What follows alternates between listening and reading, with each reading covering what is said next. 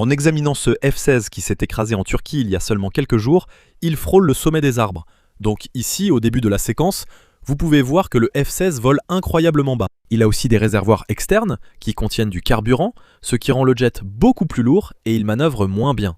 Et si on regarde la suite, il est vraiment bas et on voit que le jet commence à remonter légèrement. Il est probable que le pilote de chasse réalise que ces arbres ne seront pas évités par le jet, car ils sont juste sous le nez de l'appareil, ce qui rend la situation plus difficile à évaluer. Et s'il y avait une sorte de distraction, comme un appel du contrôle aérien ou la recherche d'un ailier, à ce moment-là, tu es simplement dans une position où tu n'as aucune marge d'erreur.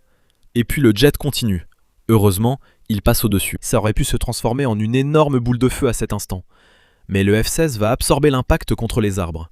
Ça va projeter du carburant partout et mettre le feu à la base de ces arbres lorsque les étincelles enflammeront le carburant. Mais le carburant s'envole simplement au-dessus des arbres depuis ces réservoirs qui sont littéralement arrachés de l'avion. Donc c'est un miracle que ce pilote de chasse ait réussi à s'en sortir. Heureusement, cette famille n'a pas été blessée et marche comme un jour ordinaire. Je veux dire, on ne s'attend pas à ce qu'un F-16 explose littéralement juste à côté de vous pendant que vous vous promenez avec votre famille. Donc, Dieu merci, ils vont bien.